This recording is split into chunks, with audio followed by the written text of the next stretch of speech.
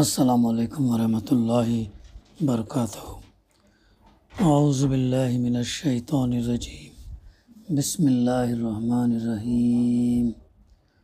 الم یأتکم نبأ الذین من قبلکم قوم نوح وعاد وثمود والذین من بعدہم لا یعلمهم الا اللہ جاءتهم رسلهم بالبينات فردوا أيديهم في أفواههم وقالوا إنا كفرنا بما أرسلتم به وإنا لفي شك مما تدعوننا إليه مريب۔ صدق اللہ العلی العظیم۔ رب اشرح لی صدری ویسر لی امری واحلل عقدۃ من لسانی یفقہوا قولی، رب زدنی علما۔ کیا تمہیں ان قوموں کے حالات نہیں پہنچے جو تم سے پہلے گزر چکی ہیں؟ قوم نوح، قوم عاد، ثمود اور ان کے بعد آنے والی بہت سی قومیں جن کا شمار اللہ ہی کو معلوم ہے۔ ان کے رسول جب ان کے پاس صاف صاف باتیں اور کھلی کھلی نشانیاں لیے ہوئے آئے تو انہوں نے اپنے منہ میں ہاتھ دبا لیا اور کہا کہ جس پیغام کے ساتھ تم بھیجے گئے ہو ہم اس کو نہیں مانتے، اور جس چیز کی تم ہمیں دعوت دیتے ہو اس کی طرف سے ہم سخت خلجان آمیز شک میں پڑے ہوئے ہیں۔ سورہ ابراہیم علیہ السلام کی تفسیر کا سلسلہ الحمدللہ جاری ہے۔ آیت نمبر 9 کی تلاوت اور ترجمانی ابھی ہم نے سماعت کی۔ گزشتہ مطالعے میں ہمارے سامنے موسیٰ علیہ السلام کی قوم کا تذکرہ آیا۔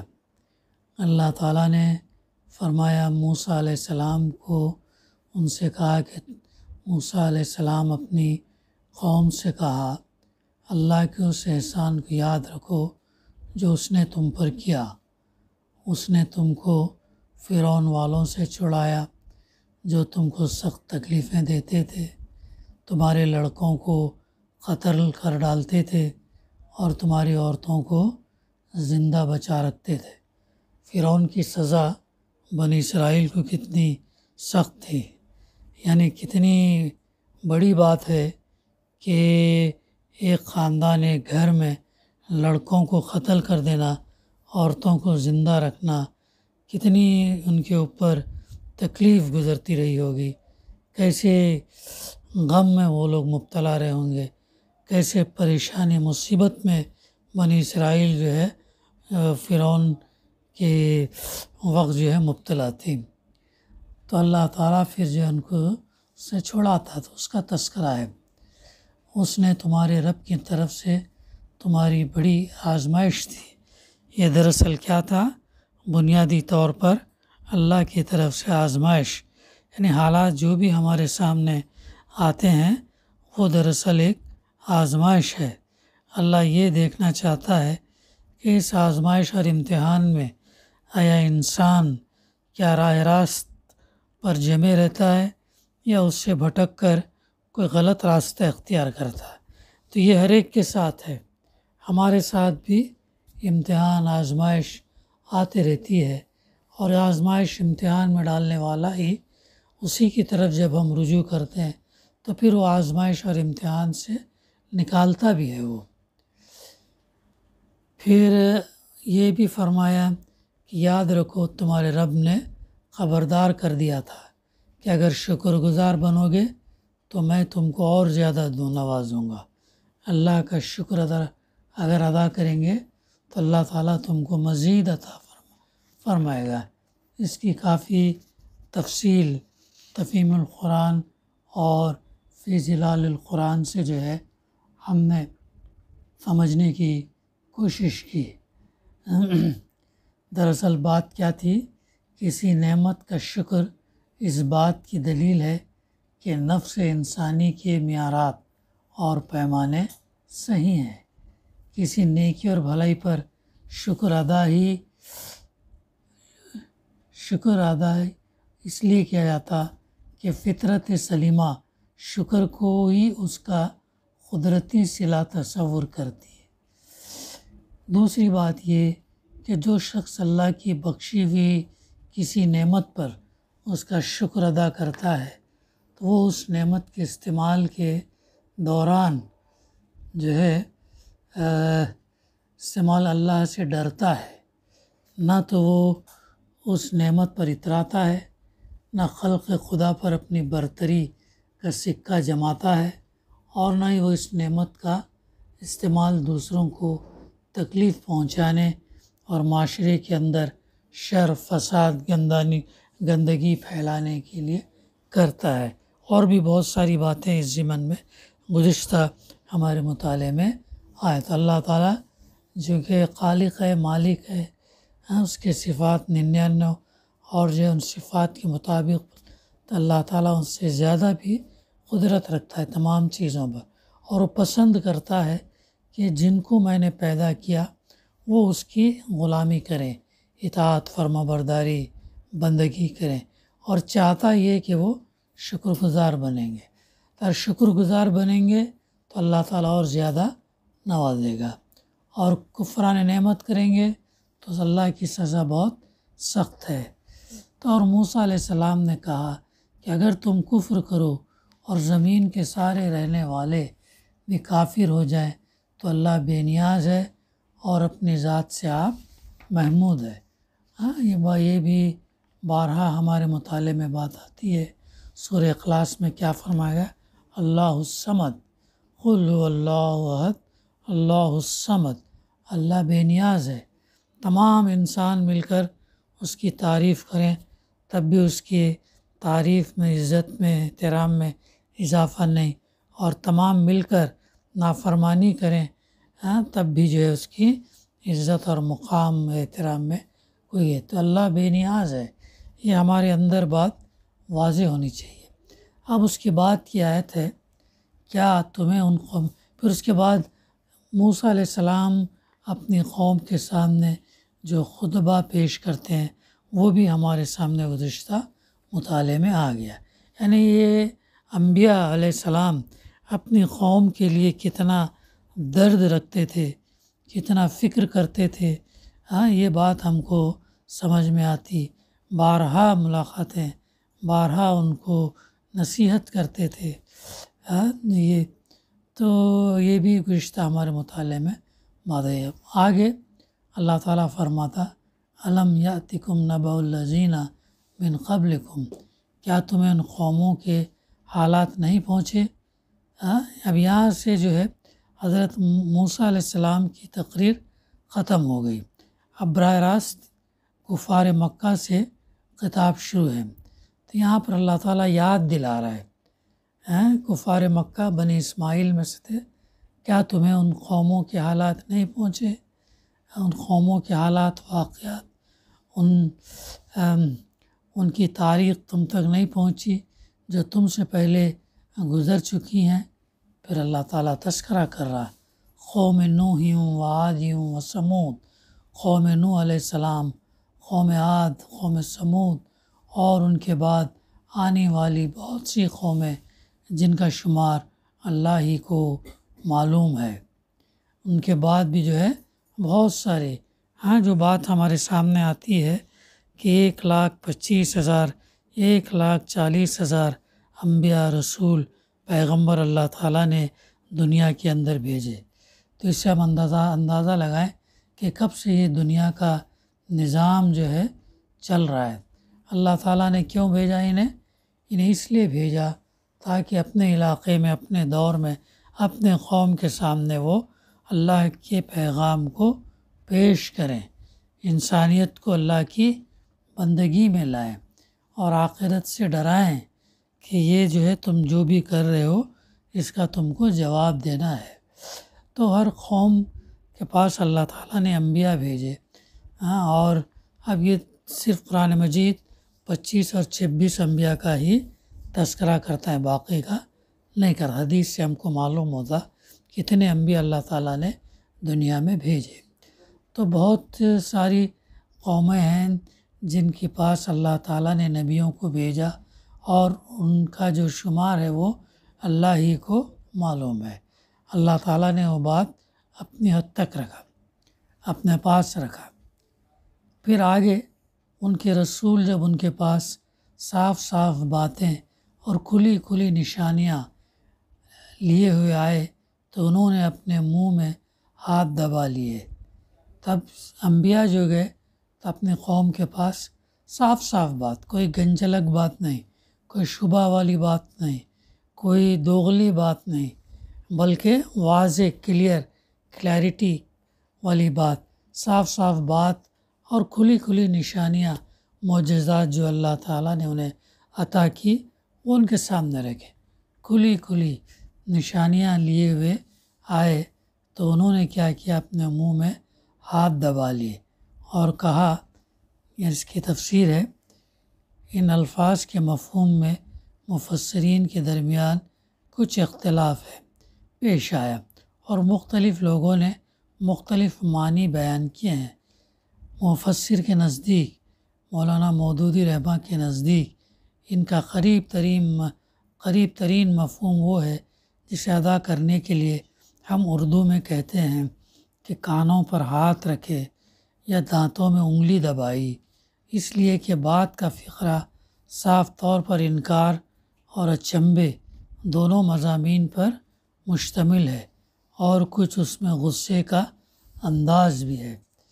پھر ہم یہ دیکھتے ہیں کہ مولانا امین احسن اصلاحی رحمہ نے اس فقرے کا ترجمہ یہ کیا کہ تو انہوں نے ان کے منہ پر اپنے ہاتھ رکھ دیے اور پھر اس کی تفسیر یوں کرتے ہیں، یعنی انہوں نے اپنے رسولوں کے منہ بند کر دینے کی کوشش کی۔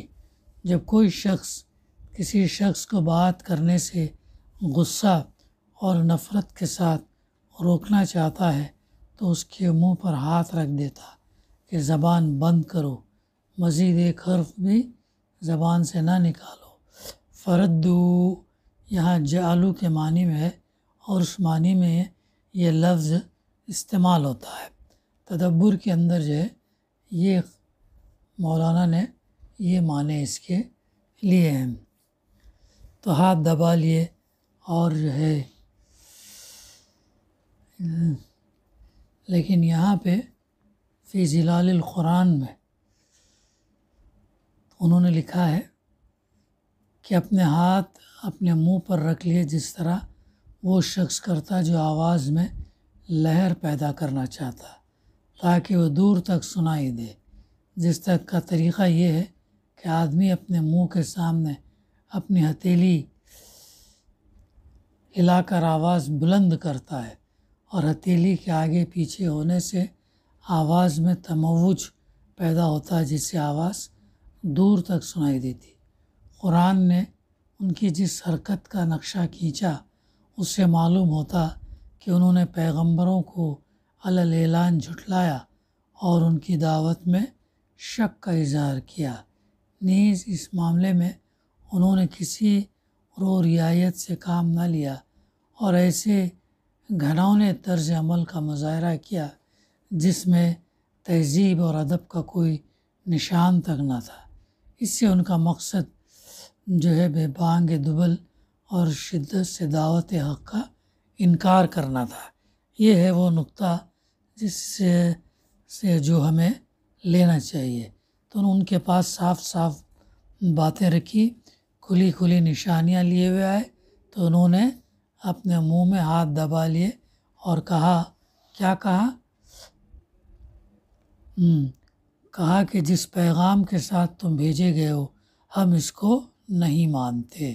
سیدھا انکار، سیدھا جو ہے انہوں نے انکار کر دیا کہ جو پیغام تم لائے ہو ہم اس کو نہیں مانتے، اور جس چیز کی تم ہمیں دعوت دیتے ہو اس کی طرف سے ہم سخت خلجان آمیز شک میں پڑے ہوئے ہیں۔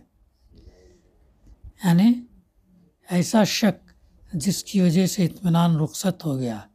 یہ دعوت حق کا خاصہ ہے کہ جب وہ اٹھتی ہے تو اس کی وجہ سے ایک کھلبلی ضرور مچ جاتی ہے اور انکار اور مخالفت کرنے والے بھی پورے اطمینان کے ساتھ نہ اس کا انکار کر سکتے ہیں نہ اس کی مخالفت۔ وہ چاہے کتنی ہی شدت کے ساتھ اسے رد کریں اور کتنا ہی زور اس کی مخالفت میں لگائیں، دعوت کی سچائی، اس کی معقول دلیلیں، اس کی کھری کھری اور بے لاگ باتیں، اس کی دل موہ لینے والی زبان، اس کے دائی کی بے داغ سیرت، اس پر ایمان لانے والوں کی زندگیوں کا سری انقلاب اور اپنے صدق مقال کے عین مطابق ان کے پاکیزہ اعمال، یہ ساری چیزیں مل جل کر کٹے سے کٹے مخالف کے دل میں بھی ایک اضطراب پیدا کر دیتی ہیں۔ تو داعیان حق کو بے چین کرنے والا خود بھی چین سے محروم ہو جاتا ہے۔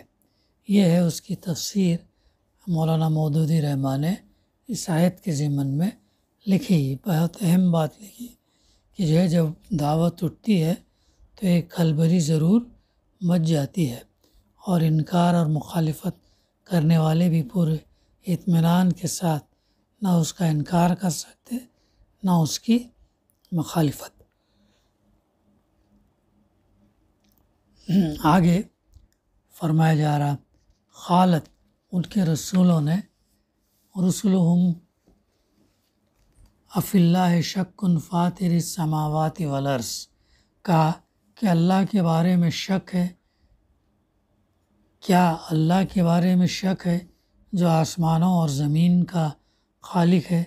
رسولوں نے یہ بات اس لیے کہی کہ ہر زمانے کے مشرکین اللہ کی ہستی کو مانتے تھے اور یہ بھی تسلیم کرتے تھے کہ زمین اور آسمانوں کا خالق وہی اللہ ہے۔ اسی بنیاد پر رسولوں نے فرمایا کہ آخر تمہیں شک کس چیز میں ہے؟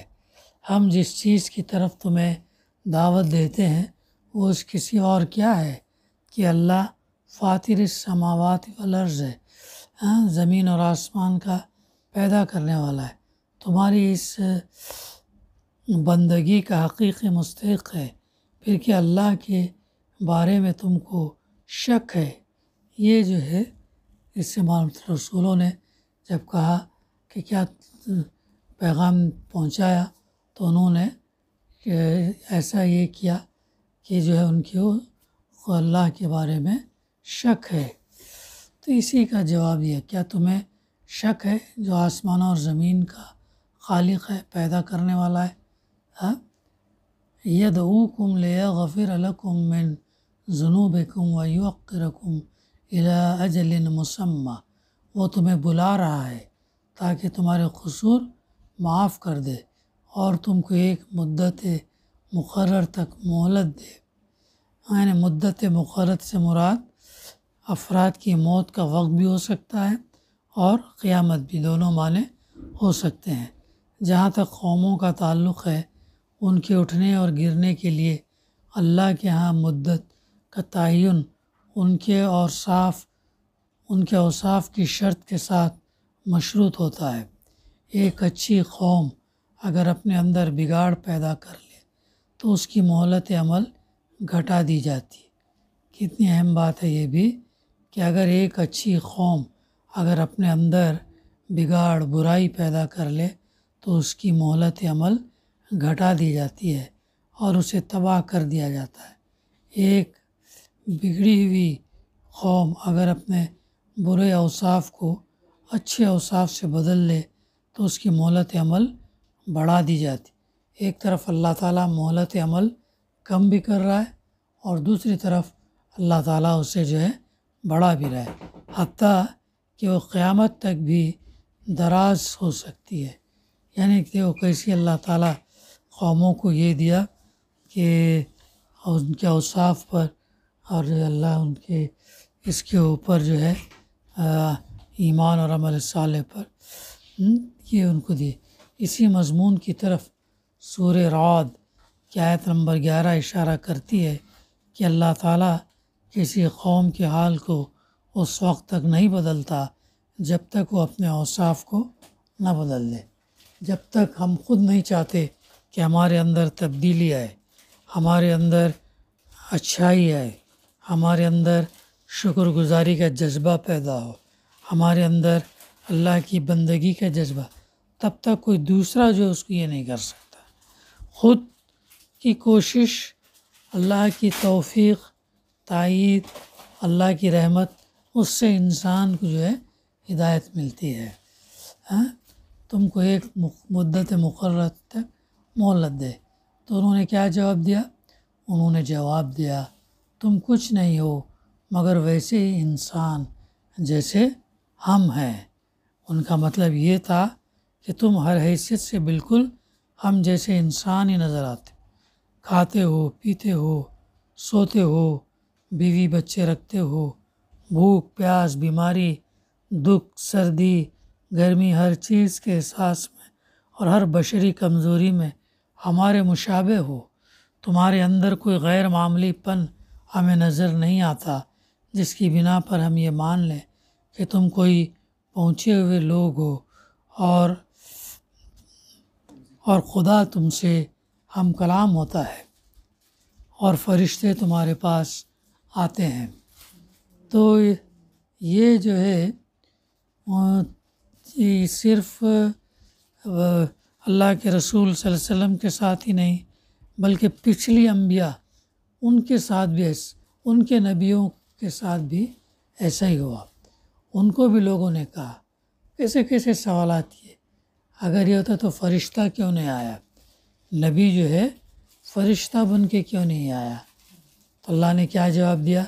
اگر زمین پر فرشتے بستے تو ہم نبی بھی فرشتے کو بھیجتے، لیکن زمین پر انسان بستے ہیں تو اللہ تعالیٰ نے انسان کو وحی دے کر بھیجا اور تاکید کی کہ یہ پیغام ان تک پہنچانا ہے جو اللہ کے رسول صلی اللہ علیہ وسلم تھے۔ حجۃ الوداع کے موقع پر جو ہے وہ لوگوں تک وہ پیغام پہنچا دے۔ اس کے بعد اب جن کو یہ پیغام ملے ان کی ذمہ داری ہے کہ یہ اس کو آگے بڑھائیں۔ تو اسی طریقے سے وہ لوگ انکار کرتے، تمہارے اندر کوئی خاص بات نہیں دکھتی، اسی لیے اللہ تعالیٰ نے اللہ کے رسول صلی اللہ علیہ وسلم سے کہلوایا کہ میں بھی تم جیسا انسان ہوں، تم ہی جیسا، تم میں اور مجھ میں فرق کیا ہے؟ مجھ پر وہی اترتی ہے اور تم پر وہ نہیں اترتی۔ یہ اللہ کے رسول صلی اللہ علیہ وسلم نے جو ہے بتایا۔ پھر آگے تریدون ان تصدونا اما کانا یعبد آباؤنا فاتونا بسلطان مبین۔ تم ہمیں ان ہستیوں کی بندگی سے روکنا چاہتے ہو جن کی بندگی باپ دادا سے ہوتی چلی آ رہی ہے، اچھا تو لاؤ کوئی سری جو ہے سند، یعنی کوئی ایسی سند جسے ہم آنکھوں سے دیکھیں اور ہاتھوں سے چھوئیں اور جس سے ہم کو یقین ہو جائے کہ واقعی اللہ نے تم کو بھیجا ہے اور یہ پیغام جو تم لائے ہو اللہ ہی کا جو ہے پیغام ہے۔ یہ اگر ہم کو معلوم ہو جائے تو جو ہے پھر ہم آپ کا انکار نہیں کریں گے، جھٹلائیں گے نہیں۔ یہ بات جو یہ لوگوں نے کہی ہے۔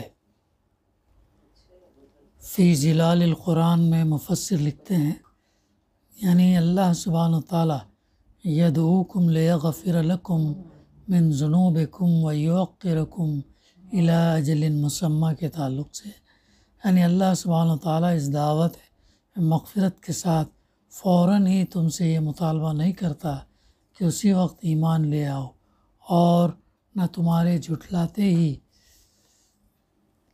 تم کو عذاب میں پکڑ لیتا، بلکہ تم پر ایک اور احسان کرتا کہ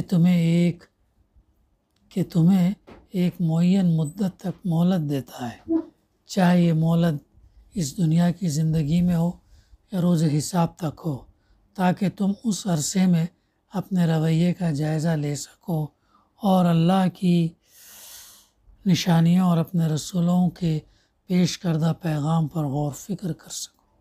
یہ اللہ کی رحمت اور اس کا کرم ہے جس کا شمار اللہ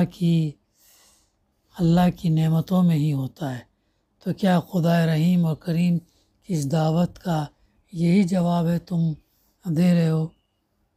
پھر اور آگے مفسر لکھتے ہیں یہ دعوت تو اصلاً ایمان کی دعوت ہے جس کے نتیجے میں مغفرت نصیب ہوتی ہے، یعنی ایمان کی دعوت دیں گے تو اس کے نتیجے میں مغفرت نصیب ہوتی، مگر قرآن نے براہ راست اس دعوت کو دعوت مغفرت قرار دیا ہے تاکہ اللہ کی نعمت اور اس کا احسان نمایاں ہو۔ اس صورت میں یہ بات عجیب معلوم ہوتی ہے کہ کسی قوم کو مغفرت کی دعوت دی جائے اور یہ چیز ان کے قبول دعوت کا سبب بن جائے۔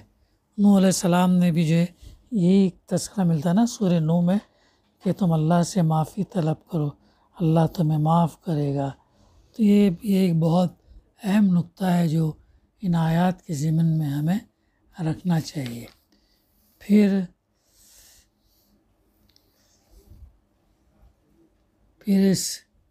اس تعلق سے تم ہمارے جیسے انسان ہو تو فی ظلال القرآن میں لکھتے ہیں کہ یہ لوگ اپنی جہالت کی سبب اس برگزیدگی پر ہی اظہار نکیر کرتے اور برگزیدہ پیغمبروں کی بابت اسے ہی اپنے شک کی بنیاد بناتے، نیز اپنے رسولوں کی دعوت رد کرنے کے لیے یہ بہانہ پیش کرتے ہیں کہ اس کا مقصد انہیں ان چیزوں کی پرستش سے روکنا ہے جنہیں ان کے باپ دادا پوچھتے آئے۔ یہ لوگ خود سے یہ سوال نہیں کرتے کہ آخر یہ رسول انہیں باپ دادا کے راستے سے کیوں ہٹانا چاہتے ہیں۔ بت پرست مذاہب اپنے پیروؤں کو جس عقلی جمود میں مبتلا کر دیتے ہیں اس کی وجہ سے ان میں یہ سوچنے سمجھنے کی صلاحیت نہیں ہوتی کہ ان کے باپ دادا جن چیزوں کو پوچھتے آئے ان کی حیثیت اور حقیقت کیا ہے، اور فکر و تنقید کی کسوٹی پر یہ کتنی قیمت رکھتی ہیں۔ نیز اسی عقلی جمود کے سبب وہ نئی دعوت پر بھی غور فکر نہیں کرتے بلکہ ایسے معجزے کا مطالبہ کرتے ہیں جو انہیں پیغمبروں کے دعوی نبوت کی صداقت تسلیم کرنے پر مجبور کر دے۔ یہ تھی آیت نمبر 9 اور 10 کی تلاوت، ترجمانی اور تفسیر۔ دعا ہے کہ اللہ سبحانہ وتعالی ہمیں کہنے سننے سے زیادہ صحیح سمجھنے، عمل کرنے اور اس پیغام کو پہنچانے کی توفیق عطا کرے۔ ربنا تقبل منا انک انت السمیع العلیم وتب علینا انک انت التواب الرحیم۔ صلی اللہ تعالی علی خیر خلقہ وعلی آلہ وصحبہ اجمعین والحمد للہ رب العالمین۔